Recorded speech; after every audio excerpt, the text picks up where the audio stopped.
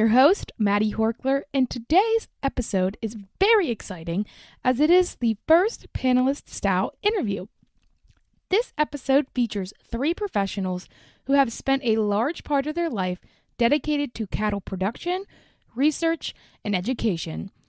We are delighted to have on the podcast Dustin Heater, Dr. Adrian Barragan, and Cheryl Fairburn.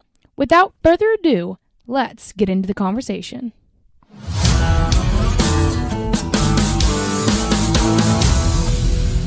All right, so hello everybody. We're going to get started here and we're going to have our speakers introduce themselves. So go ahead, Cheryl, if you want to start. Sure. My name is Cheryl Fairburn. I was an extension educator in Chester County, and then, of course, worked across statewide for 44 and a half years. Recently retired in 2023, and am currently operating our back to putting more effort into operating our home farm, Listening Ear Farm, which is located in Coatesville, PA, home to about 110 registered females. Perfect. Dustin, you want to go ahead? I'm Dustin Heater. I am a livestock educator for Penn State Extension. I'm based in Westmoreland County and work across the state working with livestock producers by day and evening. In my spare time, along with my daughters, we run about 75 Hereford and a few Angus brood cows in southern Indiana County as Heritage Hill Farms. Sweet.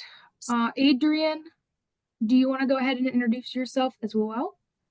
Yes. Hi, everybody. My name is Adrian Barragan, and I am an extension veterinarian and research associate professor within the Department of Veterinary and Biomedical Sciences at Penn State.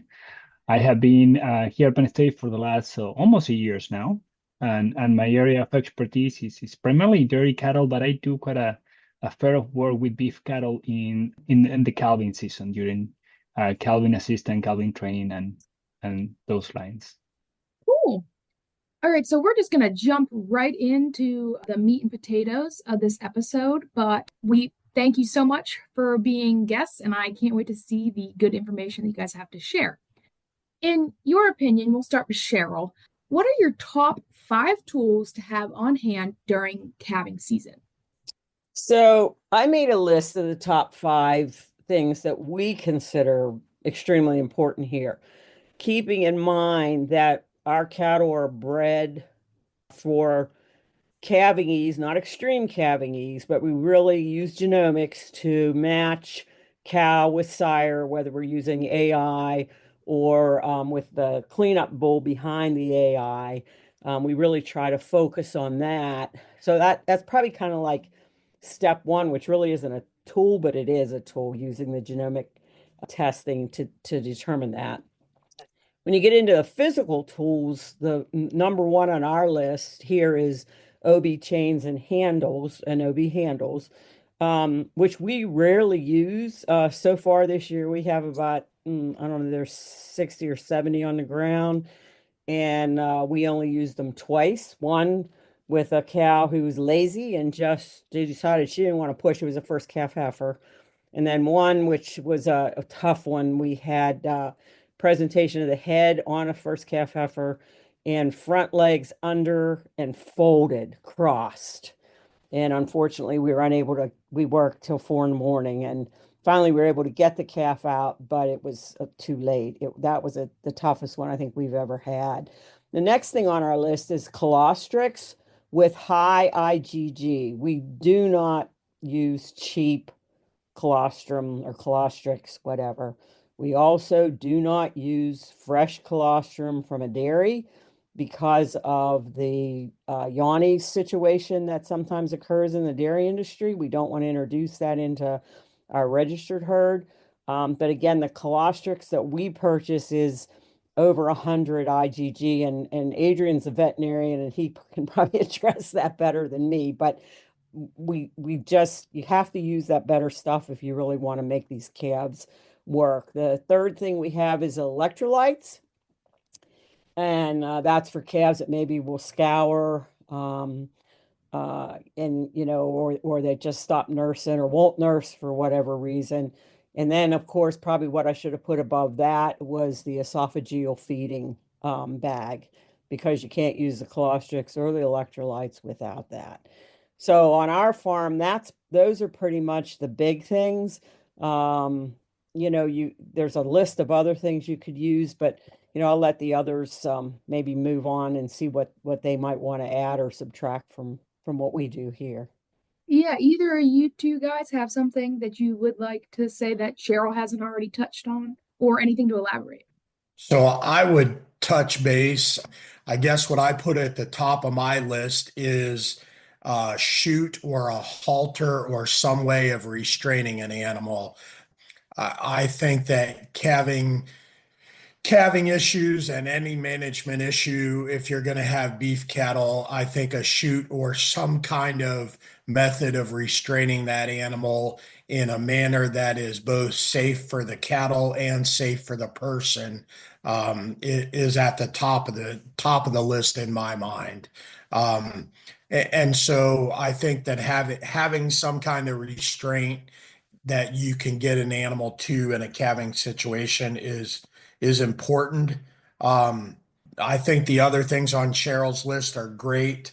I would add to that maybe gloves and in some cases, again, it's not something I think when hopefully making balanced breeding decisions that you don't use very often, but in some situations, I think a calf puller is something that a lot of some producers may use, and that also gets into the deal of if you're working alone or not working alone as well.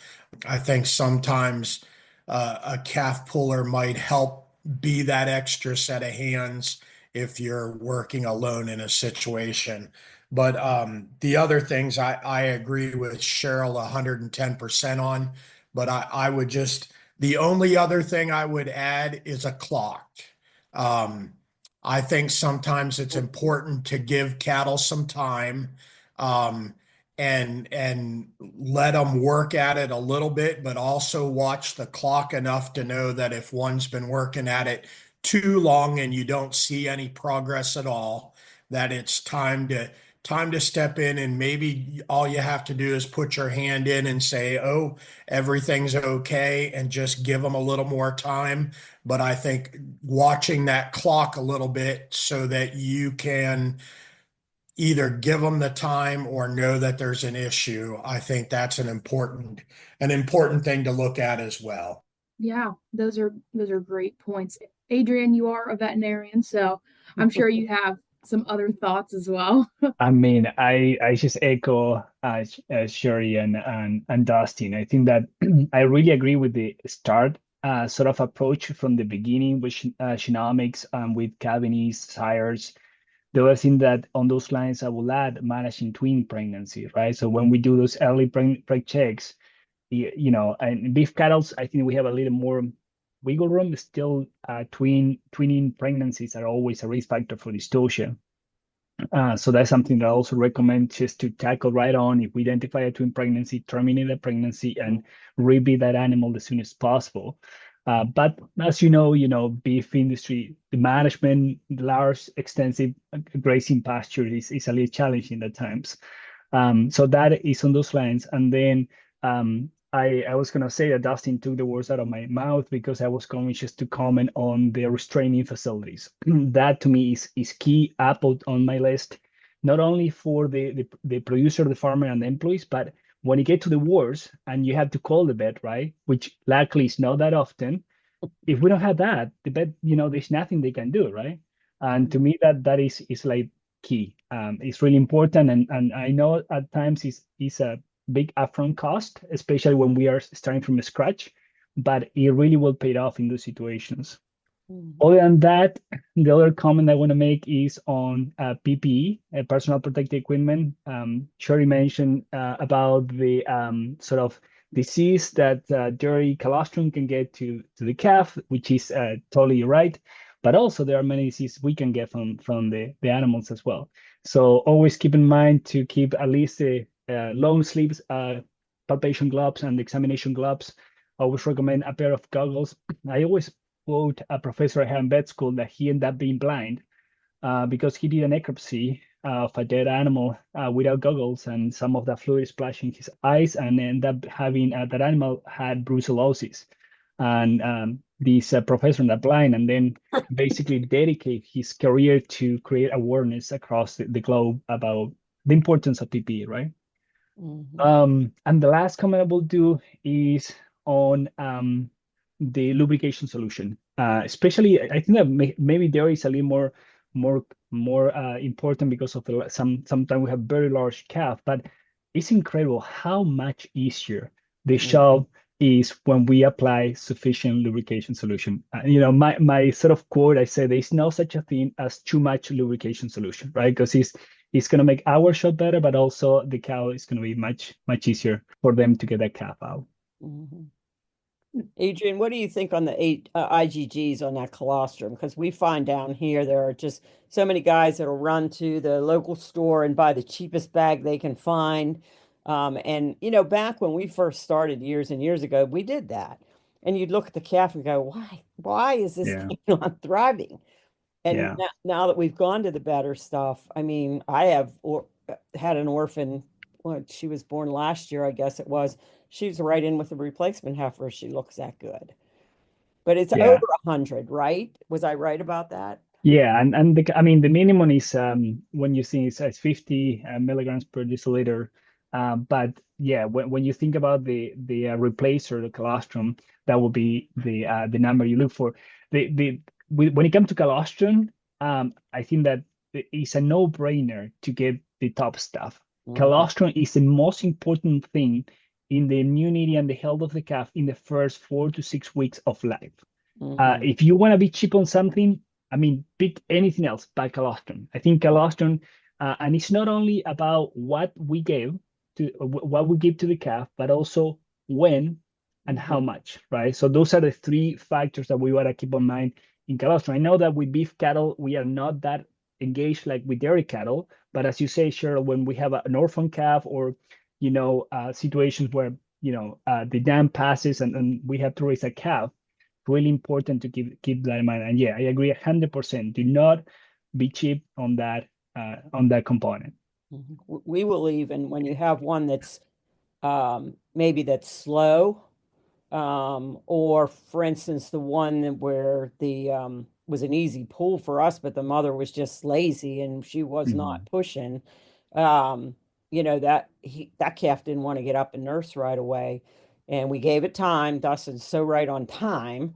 But we filled it with the colostrix, and that we checked it, 1 or 2 times at night, weren't sure it was nursing, but let me tell you, the first thing in the morning, it's up running around. So you knew that it did something for it. It does. Yeah. And temperature is also important. Another factor perhaps that I dropped there, temperature when it comes to colostrum, too high or too low also can have negative effects, right? Yeah. Yeah. So I would build off of what you're both saying, and I agree 100% in getting that colostrum into the calf. And if you have to supplement it, making sure that it is the highest quality. But I would say the other thing is backing up to the females and making sure that they have the best quality colostrum available, naturally available to those calves. So I think that rolls back 3-4 months before we're calving to making sure that those females are in good condition, making sure that we've got them on a good vaccination program, making sure that we've got them on a great mineral program so that the quality of colostrum they're delivering to every calf being born is of the highest quality, and that they're in good enough condition to have not only the high quality colostrum, but enough volume of it as well. Great point, Dustin. And just going back to the preventative approach, when we were thinking about like how we prevent dystocia or calving difficulty, it's the same approach. Like how can we prevent colostrum shortage or colostrum or poor quality colostrum issues? And 100% on that. Absolutely. And I love the colostrum conversation. We hear it a lot, but it's so important to get that colostrum into those calves efficiently. And I guess that leads us into another question, which other than colostrum, because that's obviously something that we hit very hard here at Penn State Extension, but what is another thing you should be doing when that calf first hits the ground? Another management tool, another, Adrian, you can talk about vaccines and things like that, but does anybody have anything they would like to say about that? I'll tell you what we do. It's nothing. Our cows are out on, you can see it behind me, in a lot of green grass. Now we do start calving in the middle of January, but they're not in a mud lot. They're not inside where we have respiratory issues. We don't calve. I know this is like something you shouldn't do, but we don't calve heifers first. We'll start with the older cows and we'll start calving heifers in March. And they better get backed up at some point in time in their life to get into that January, February calving. But calving older cows outside, let them alone. We do not even dip navels. And I can't tell you when I had a navel wheel last. But if you don't have that situation where you have lots of grass or a good area that you're not, concentrating calving in year after year after year, we get away with it. But I know other places that, will use vaccines and they're shoving this and that up the calf's nose and whatever. And I guess maybe that's something that they need to do, but in our operation, the way we run things, we don't touch it. We let mom take care. They've got good colostrum, and maybe we're lucky. I don't know. So the majority of our mature cows, kind of in a similar situation to what Cheryl's talking about, calve outside up on a hill. And those cows do it on their own. We don't do anything additively to those calves when they hit the ground, other than weigh them and tag them. And Right. let the mother let the mother take care of them from there. We do calve our first calf heifers down closer out, kind of in a bed pack situation, and then get them out pretty quickly after that. And those calves, again, ideally, if everything's gone right, you show up, the cow's got the calf dry and the calf's up nursing. If you happen to be there right as a calf's born, if the cow's not on it right away, you might clear its nostrils, that sort of thing. Those calves we would try and dip a navel on, just because they are in an environment that I think that's a beneficial deal. And the other thing that we try and do is, as quick as we can get those cattle out of that environment and into a clean outside location, the better they are, and the better that works out. But truly, we again we don't necessarily give any vaccine or anything the day those calves hit the ground. In my mind, the most important part is letting that cow and calf bond and letting the calf do exactly what Mother Nature has taught her to do. And so we do the minimal amount of tagging and weighing and pat them on their butt and let them get on.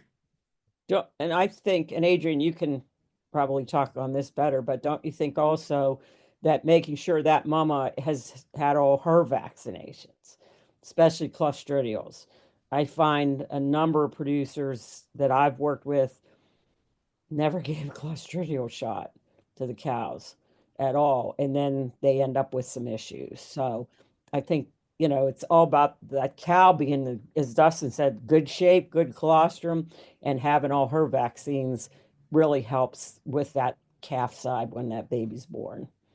Exactly. I mean, when we think about the calf immunity right after they're born, the immune system is very underdeveloped, and it takes several weeks to get into the point that actually can utilize most of the vaccine that we have. Most of the vaccination products that are out there is just mucosal immunity that is not long-lasting, is short span, is only temporary, is very local immunity, and they should not need it. If we have a good colostrum program, in this case will be, as Cheryl said, and Dustin as well, managing the dam, right? Just making sure that dam is properly, it have an excellent nutrition, has all her shots on time, and the right shots as well. That's the key when it comes to the immunity of the calf. And I agree. I just do not recommend doing anything. Just the word that I use is monitor. Just watch them. Yep. That's it. As far as you can, but of course having a good idea, visual of what's going on. And to me, the ones that are criticals are the ones that have some sort of difficulty during calving. Yep. Those are the ones that has to be closely monitoring. The other ones, they always are these random cases that we have seen, but with an overall herd monitoring twice a day should be fine. The ones that had a difficult calving, those are the ones that we have to be a little more on top, just monitoring again, because dystocia not only has negative effect on the cow, but also on the calf, right? And the one of the worst negative effect dystocia has in the calf is that decreased absorption of immunoglobulin from the colostrum. And that is a cascade effect, right? So we have low absorption of immunoglobulins, we're going to have higher chance of naval infection, higher chances of diarrhea, and other common diseases at that age. So I think that to me is what we got to keep in mind. Those dystocia calf, keep an eye on them, making sure the dam is with them, that they're nursing, that they're standing within the first 2 hours and nursing, and also they're reacting normally, right? Other than that, as my colleague says, just let Mother Nature do their thing, right? Yep. Absolutely. Since and Cheryl talked a little bit about different housing systems and how they do it in their program, but would you guys like to elaborate or talk a little bit about different housing situations, either inside or outside, maybe some pros and cons that you guys have seen personally or that you can think of when it comes to different housing situations? So down here in the environmental capital of the world called the Chesapeake Bay, we have a lot of guys now that are trying to go to indoor housing of cow-calf or cows. Some of them are just taking them so far till, maybe they're going to calve in a week or so, and then they put them out and they're calving outside. But we have others that are calving inside. And they need to go talk to their dairy compadres because it's a total different world. Greg McCain up there in Mercer probably does the best job I've ever seen of anybody calving inside on a bedded pack. He has his now he does hit those calves with some things. I don't have that. I have all his information, but I don't have it in front of me. With some, I don't know if they're vaccines or exactly what. And then after so many days, he does something else. But he'll tell you that's a lot of work to be calving inside and staying on top. And like Adrian said, you've got to watch them all then because they're so exposed to this and that. Now, I think he moves his out into another barn after they're done calving, but I have referenced him to a lot of people down here that are trying to go that route. I hope to God we never do that. We don't live in the Bay, so it might not bother Sorry, us. is that situation due to just space? They don't have enough land? Yep. Or Yep. that's Yep. okay. And see, in the Bay, and then some of it is people just on their own saying, well, I want to help the Bay and this is what I'm going to do. But the majority of them is they don't have enough space and they want that look of helping out, which is all well and good. I'm not saying it isn't, but it just to me is just so unnatural for beef cattle to. But there's a fellow in Minnesota who does it. What I'm not going to think of his name. He's a big Angus breeder. I think they have something like 600 or 800 cows out, and it's all inside, and they're pretty successful. So it can be done. I mean, a comment on that, and sorry, Dustin, but it's just so I don't lose that track. They actually do that here in the Beef and Sheep Center in the university. it works well. But as you say, sure, it's a lot of maintenance, a lot of like, 24/7 work. You are congregating animals into a closed environment. So the pathogens are also being congregated. So you have to keep, stay on top of cleaning practices, stay on top of moving animals. And definitely we are adding risk factors there, compared to being in the open and with plenty of space to be spread apart and whatnot. And I often look on your return on investment. And now, that's often slim in this business. And now you're adding building costs and all these other added costs to this system. And people don't ever look at their labor charges. And so but it's probably going to get to the point down here where that's what's going to occur. So unless people leave. So I would say here in the Wild West of Pennsylvania, we don't have that many. We do have a few that are total confinement calving situations, but probably most producers are calving outside. I would say, though, there's a lot of older dairy facilities that get renovated for beef cattle use. And I think there's a few things that you might be able to do that not where I'd want to calve all cows inside, but maybe, as Adrian said, if you've got one that's had an issue and you need to keep a closer eye on it and kind of keep that cow and calf where you can offer them some protection and watch. A couple of things that have worked really well for us.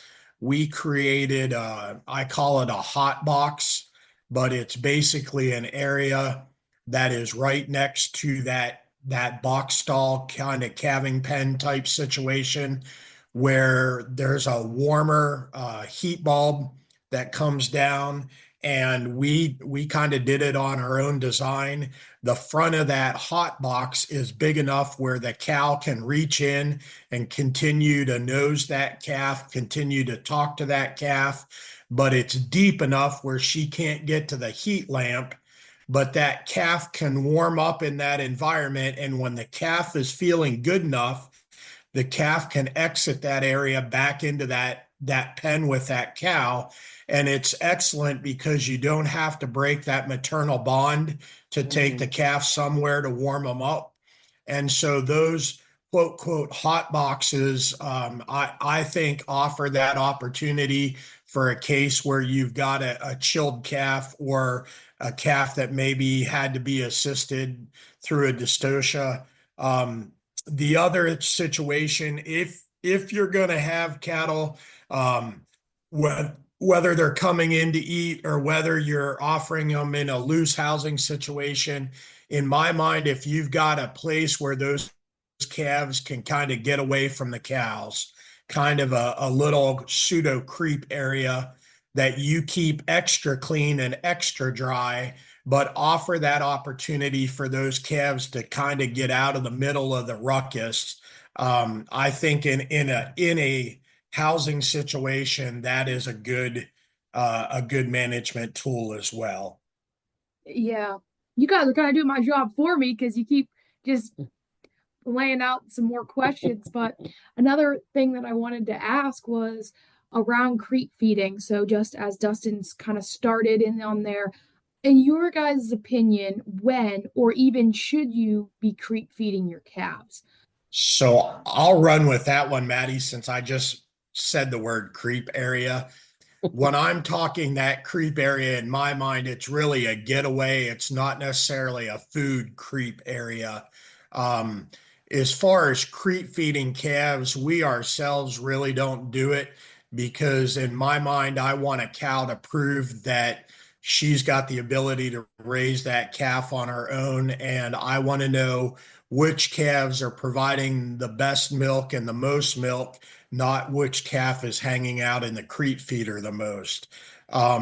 So we really don't creep feed that often. And if we do, it is either in an extremely, extremely dry year or just prior to weaning. Like we may do a preconditioning program with those calves where we might have vaccinated and castrated those calves and turn them back out with the cows. And that time period, just 2 to 3 weeks prior to weaning, we may offer some crete feed then, so that when we do the final weaning, they've got an idea of what feed is at that point in time. But I think in a lot of cases you can do a disservice to the cows and the calves if you are offering crete feeder the whole way through their lifespan. Again, that's just my opinion. Mhm. And we're the same. I think it's important, although we have times, when we've got a lot of grass and that we won't put creep out. And we'll vaccinate, just like Dustin says, and castrate a month ahead of time, or castrate sometimes sooner than that. Put them back out with the cows, and then bring them in, and then introduce the grain right then. And some of those big calves will dive right in. Some of the smaller ones might take a day or two, but within a very short period of time, they're all in that bunk. And we start them off with a pretty decent protein feed. And because a lot of our calves go to the feedlot, both bottom end heifers and steers, and they had better eat. So it's pretty much the same with Dustin. There's again another expense with creep feeding. Yeah, and I mean, this is a little off my area because I don't do much nutrition, but a comment that I will add is that it adds infrastructure and labor, right? And all of that at extra cost. And what are the economics of that? And for some farms might be needed, but I think that if we keep an eye on the essentials that we were talking earlier, they shouldn't be needed maybe towards the end as they're getting ready for moving to the next stage. But at the beginning, I wouldn't think so. When you think about the dairy, I know there's a lot of research more into the pipeline development and whatnot, because the diets are much, much different early on, right? But I don't think that for beef cattle is such an important component. But again, this is not my area, so I don't want to talk too much about this. No, that's all right.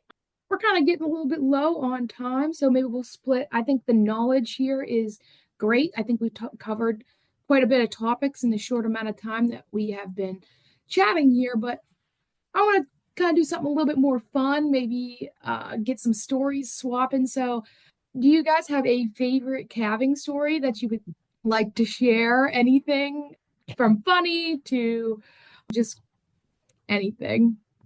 So we had one, this was a few years back, and the kids got such a kick out of this. But this again, the 2-year-olds always provide you with a lot of entertainment. And this heifer calved, and the kids had gone out. They were in their teens and checking. And she said, "Mom, whatever her number was, she's calved, but she's out there screaming at her calf. She is screaming at it." And I said, "Well, is she beating it or anything? I mean, we've not ever had a cow that wanted to try to kill her calf." She goes, "No, she is just screaming at it. And every time it would move, she would just scream. And the calf would go to nurse, and she was such a talker. She just wouldn't shut up. It took about 3 days for her to finally shut up. Didn't bother the calf none, but you could hear all the way into the house hollering so loud.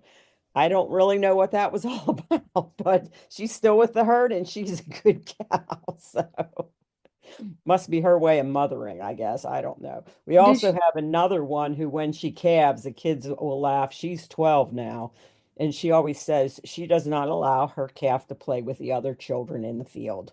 If she goes off to play with the other calves, that cow's right there yelling at her and pulling her away from the other calves. So does that cow still scream to this day, or is that just... No, it was just that very first year, she just would not stop.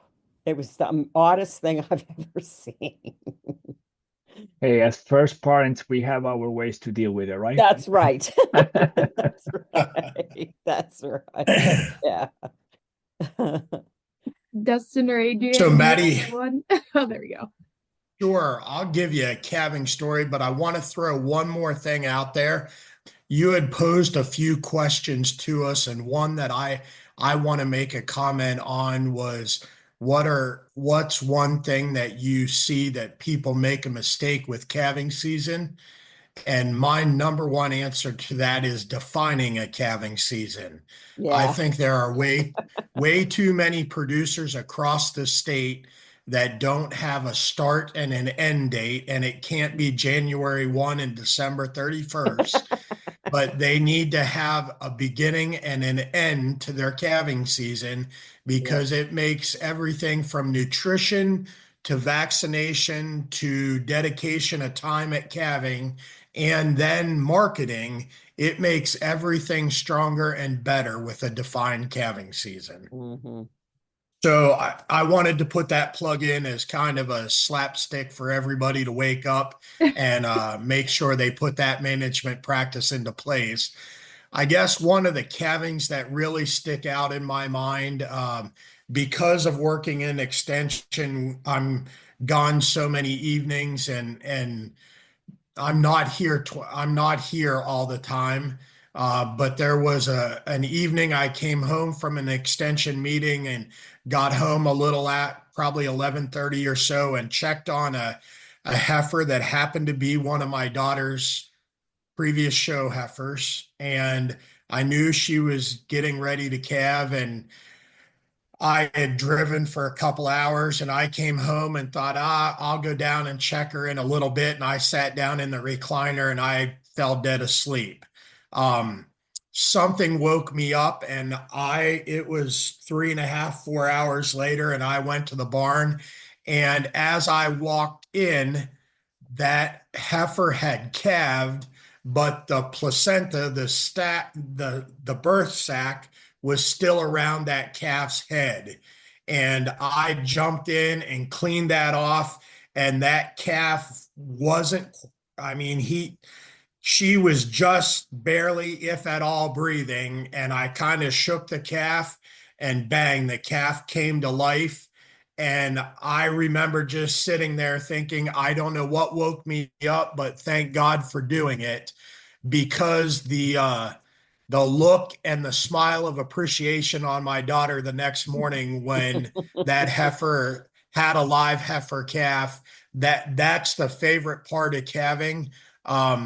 And one of your questions also was, how do you overcome a bad calving season? And I would tell you the best way to overcome a bad calving season is to go look at the calves that are on the ground running around in the sunshine and know that in this business, we do it to do it better next year. Yeah. I Well, agree 100%. Yeah. yeah, that's for sure. And one of the other things I'll add to that is look and see why. What was the cause of that? And I'll give you an example. Just last year, we had bought a bull, and I thought he was genomically tested, and he wasn't. And that was my fault. And he was supposedly an easy calver. And so we put him in on heifers. And, the calves never came very big, but he put a massive hip on them. And so they would hip lock. And, you see a few come and they're in good shape and life's good. So what do? You let your guard down. And the next thing you know, you go out and there's one dead. And then here's another one. So we started getting up and trying to get them, pulled, and you could pull them, but it was that just showed you why you don't, you better make sure you know. And so when you have a rough calving season, you have to look at why and then make that correction. So that bull, he has gorgeous calves, but he doesn't see a heifer anymore. And he did get genomically tested, and the birth weight, the CED went down. So Mhm. And it's just looking back and see, as Cheryl said, what happened. But I think that a key part to that, to be efficient in that, is records, just record keeping. yes, And sometimes Yep. it's time consuming and tedious, and we forget about that. But it's such a critical part, especially when issues arise. When we have something go wrong, without the records, accurate and enough quantity of records to look back at what was wrong, there's not much we can do, right? Oh yeah, I think there was this or was that, and it's just very empirical and it's not accurate. Some people has really good memory, but I trust more of the records. Yep. So yeah, those are good points. And just to keep going with the funny stories, as a vet, I assisted at tons of calving, so I have so many like different stories of like I bet. weird calves. But the one that I really like, that actually I found quite a few of these, but the first one, there was a case of dystocia, and we were ready, and the farm personnel were already trying to say, we just cannot find any limbs. She's pushing, we know she's pregnant, but we just cannot. We're trying to help her. So I get in and I start looking for the head, for the legs, nothing. I just feel like something round inside. I knew there was a calf. She was a preg check before moving it to dry. So I just keep trying to find something to grab, and eventually the cow keep pushing, and I finally was able to grab something like the back of this ball, and it was exactly that. It was an amorphous globosus calf, which is basically a ball, a hairy ball of a calf. My. And that was my first, I study about that in college, but it's like, until you get it and you actually experience it, then we were shocking with the person. Oh, let's do some. Is it breeding? It's not breeding. Of course, it was not even never alive, right? But it was funny because we just were looking for the limbs all over, and it was just no limbs, no anything. It's just a hairy ball, and Wow. that was the first. After that, we got quite a few of those. But it's always interesting to hear other studies, experiences. It's so such an interesting area. Yeah. I had never heard of that before. So I'm glad I'm sitting listening to this. Amorphous globosus is the actual term. Okay. Oh, that's interesting. Well, those are certainly very, very fun. We are getting towards the closing, so if you guys would like to share any closing remarks or statements that you have you would like our listeners to know about calving, now would be a great time to do so. I would add to what Dustin and Adrian said, I take the chute for granted. Every place there's cattle, we have a chute. But there are so many people who just don't have anything. And down here, I think Adrian said this, our veterinarians won't come. They can't put their life on the line either. One of the things that you might all want to think about too is our dairy producers who are doing beef on dairy or breeding like the last 1/3 of their herd. So many of them don't have chutes. I have seen them take a cow that's got an issue of some sort and take a gate and push her up against the sidewall. And then I know a situation where a kid that worked on that farm got double barreled by that cow, and broke some ribs. They're lucky it wasn't worse, but that chute is for your own protection. And you can't emphasize that enough. And you don't have to spend. We had an Amishman get into feeding cattle. He spent 25,000 on a chute scale and everything. And boy, he's set up to go. He had the wherewithal to do that. You don't have to do that. If you can just get some gates and a nice chute, you can get them in and confine them in, and with the headlock and that, you're so much further ahead. Even if you just call your local extension office, some of us still have plans on how to make a pretty useful homemade wooden head catch. And if you're small and just starting out and don't really need the investment of a full-blown chute system, you can make something that works pretty well with a head catch and a couple of hinge gates that will make all the difference in the world. So having some kind of restraint deal is very, very important. But I would just say that I think that there is no better time of the year than when those little calves are running around in green grass. And I think that it is something that you work all year for. So as Adrian said, don't skimp on anything that leads up to a quality experience during calving season. Make sure your cattle are bred right, make sure they're fed right, and then make sure you handle them well. And there's a lot of rewards out there if you do those things. Yeah, I mean, I echo Cheryl and Dustin, and just, I mean, the three takeaway from the whole chat that we had today, I think, would be managing the animals preventatively, nutritionally, immunologically to avoid dystocia and also to have strong calves. The record keeping when issues arise, that we can go back and look at that, and infrastructure. Just have the facilities, at least a minimum, to be able to manage those animals properly, and if the worst can, be ready for it. So I think those will be the three takeaway messages that we'll get from the whole conversation. That was really rewarding. Happy to be here today. Well, thank you guys so much, and I'm sure that everybody will have a very good time listening, and I just want to thank you so much for being on the podcast today. So You're welcome. Thank you, Thank Maddie, you. for the invitation. thank you for tuning in to this episode of the Barnyard Broadcast. I certainly had fun listening to the conversation, and I'm very thankful that these folks took time out of their busy schedules to bring a lot of information to the table. If you have any questions about the material talked about today or calving in general, you can always contact your local livestock educator or visit Penn State Extension's website at extension.psu.edu. Thanks for listening, and see you in 2 weeks for our next episode, which is on May 7th. Thank you, and talk to you later.